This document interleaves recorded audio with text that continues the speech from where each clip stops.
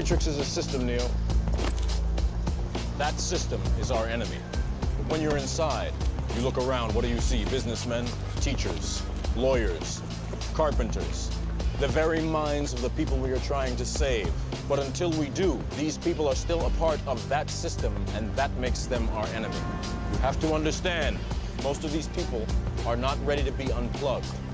And many of them are so inert, so hopelessly dependent on the system, that they will fight to protect it. Were you listening to me, Neo? Or were you looking at the woman in the red dress? I was... Look again.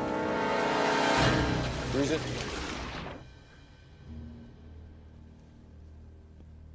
This isn't the Matrix. No. It's another training program designed to teach you one thing. If you are not one of us, you are one of them. What are they? Sentient programs. They can move in and out of any software still hardwired to their system. That means that anyone we haven't unplugged is potentially an agent. Inside the Matrix, they are everyone, and they are no one. Welcome to the Thinking Man's Templar, the place where we say one red pill life for odd ways, a billion blue pill lives, and where the soldiers can come in from the war, remove their armor, drop their swords, and have conversations with like-minded men. And indeed, my brothers, my dear brothers, once again, I am at your service on Patreon.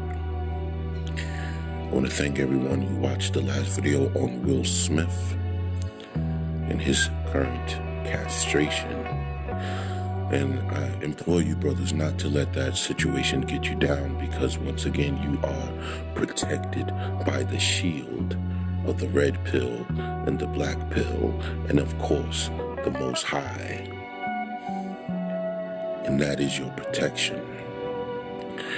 But the thing we're going to talk about today is, despite that protection, at times us men lose sight of who is our enemies, like one Willard Smith Jr.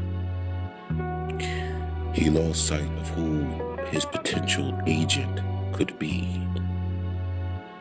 And that manifestation, when it came to be, he was on the receiving side of his death blow. What men have to realize, that anyone that isn't red pill, anyone that doesn't share your beliefs and understanding about the social constructs that we are all trapped within, the matrix of the matrixes, please understand that those people can potentially be your destroyer, your antithesis, your nemesis, male and female. So you have to understand that when you carry this red pill freedom, this energy, and I'll give you a short story to explain. Often men, in their pursuit of greatness, begin to build chains, restrictions. The more you get, the more you find that will become something that you must serve, whether it's material or the sustaining of your business. I have a friend who's very successful. He works in the art world. He paints, he does sculptures. He's done artwork for Jay-Z and Nicki Minaj and all of these high elite people. LeBron James support his work, and this guy has come from a point when we were just merely roommates, and he's painting on the walls to turning it into a multi-million-dollar production company of visual arts. It's a beautiful thing. But one thing I did understand, that in his conversation, he was still sort of trapped in the malaise of the blue pill minded male. He was very blue pill minded. He believed in all of these things that us red pill men shun. And I knew that despite his success, that one day, that blue pill mentality and the agents that he allows in his close proximity. This is a married man, and I'm not saying anything is wrong with the idea of one woman, but the idea of legal marriage is what we don't deal with. This man is completely in the blue pill matrix, plugged in every way. And in our conversation, he would hear my tale of my freedoms of traveling and the things I do in my own leisure, not having many restraints, and being a free man. And I would see that the blue pillar, despite his success, would still feel the need to make a comparison between us. Because in my own world, I'm successful. I don't compare myself to other men, but in my world, I find the success in the things I do that bring me peace, as you should. But understand, as the red pill man, no matter where you are in life, that you have an encryption surrounding your mind that won't allow you to be susceptible to the same failures and faults of the blue pill male, who may be alpha in life, but is blue pill in the social dynamic, especially when dealing with the opposite sex.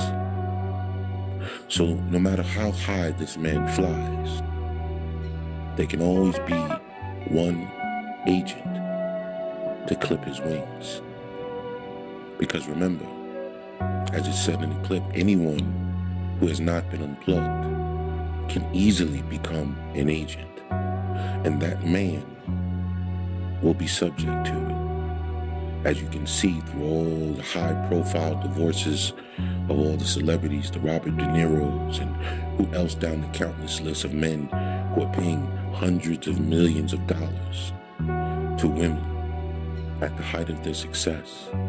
Dr. Dre, who was in the billionaire range, but because of his divorce, he's no longer a billionaire. Think about that. To be able to say that you, through all your work in business, have pushed yourself into $1 billion range of wealth. And because your woman is no longer in love, you have to fall into another range, lower. While she is a halfway from being a billionaire and not having to do anything and put in none of the work you've put in. See, men have to realize that no matter where you are and what you do, if you do not encrypt your mind with this understanding that anyone around you who hasn't taken the red pill and become unplugged from this society can potentially turn on you. So you have to be very careful about those who you bring around you, especially from your past. And this is the key. See, as you progress in the red pill world, you might find yourself alone more than you've ever been. But the thing is here, sometimes as men, we get very nostalgic. And you want to reach out to those who the Most High has removed from you. And you want to reach back and call up your old friends and your old buddies. And unfortunately, you'll find that a lot of these people are still stuck in cryostasis. They're still trapped in the same world they've always been in. And you'll see that there hasn't been much progress. And you'll be disappointed. Because myself, I have done this on multiple occasions where I've went back to old friends and friendships and tried to rekindle, only to find that again, I am the alien in the room, in conversation and in spirit. And a lot of you men have experienced this. especially when dealing with an old flame. It is very difficult for a man to find himself re-immersed in an old relationship.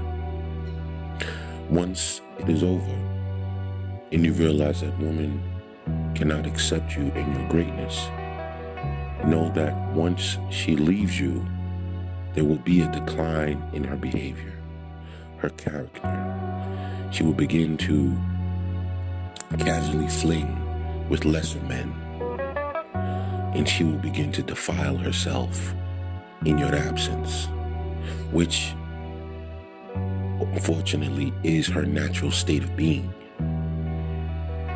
Her unnatural state of being is monogamy.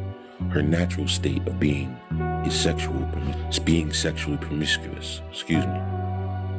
So you brothers have to always remember that if you are in that world and you escape it, once you return, understand that that woman, in your insight given to her, may have given her wisdom enough to sustain her in your light. But once you remove that light, she's once again an agent, and she will not understand you as you are. A lot of you men at this point have found a lot of peace.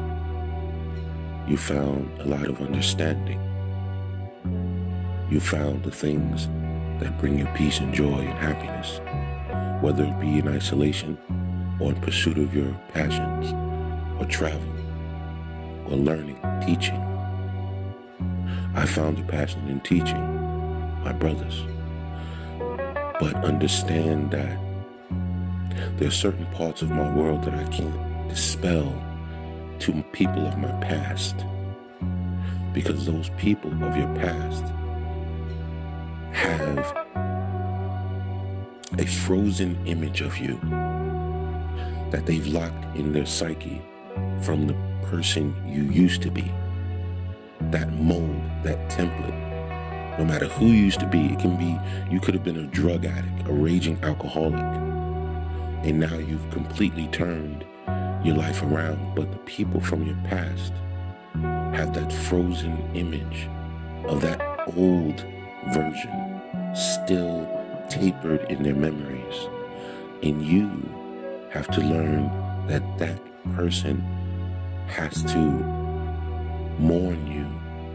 And in your return, you will find that they will be putting old ideas in your mind that you probably have to long removed from your world. This is very human and this is very natural. But what you have to understand is that these people don't see the version of you that you think they see. It's just like if you stare into the atmosphere and you see the stars, right? And you can see all the stars littered amongst the sky. But you believe that you're actually looking at the real stars, but at the origin point of those stars, that star is dead. But the light that travels is still reaching Earth, and all you're seeing is the ghost of that star. So what people see when they see you from your past, after you've been red-pilled and you've gone through the malaise and the rage, and you've finally gotten the acceptance and understanding, those people are seeing the ghost of you. And they're, even though you're presently standing in front of them, they only can see that representation of you at a distance, because you're psychologically and mentally so far away. They can only respond to the ghosts of your old thoughts. They can only speak to you and ask you questions in the mindset that you used to have. So you'll find yourself constantly in old conversations. And And these people will be trying to pick your brain to find out who you are now. But that person who you are now is not someone who can be conducive to that old relationship, if you follow. So if they know that you, in your nostalgia, are trying to recreate something that's already gone, and that is why you always have to understand that everyone around you, your co-workers, your family, these people who are not on the current path, they can always be considered a potential agent to your growth. They are everyone and they are no one. You have to remember that. You are the center of your universe. You are the center star. You are the sun. You are the earth. You are the Milky Way of the infinite galaxies of people surrounding you. But you are the center point. And these people will constantly be in your orbit as you try to recreate old relationships and things of your past. They will always orbit. But as time goes by, understand that those people are still frozen in that state of the past that they used to be in. They're not the same. And neither are you. So what you have to do is embrace that change. And always be aware in knowing that the people around you who are not red-pilled, who are not on the current mental journey, spiritual journey that you have taken, they can potentially be someone who will disrespect you, who will try to bring you down. And this is best friends, old girlfriends, maybe your favorite cousin from your youth. These people are just ghosts. And you have to understand that. Especially for you men that are planning on moving out the country once the world kind of regains its balance. In order for you to truly make that step, you have to disengage from your current world. And that is completely removing every plug from you. And people that will try to talk you out of your dreams. You have to get those people away from you. And you have to be able to stand by yourself. So when you do finally make that beautiful exodus to the country of your dreams, and you begin to set your flag down, that you won't be pulled back in the wrong direction, that you will be forward thinking and be able to build your life away from this. No looking back. No throwing in your hand. No reneging. You have to be fully committed to this chance, once in a lifetime chance that you're being given to rewire your thinking so that you can fly higher and further.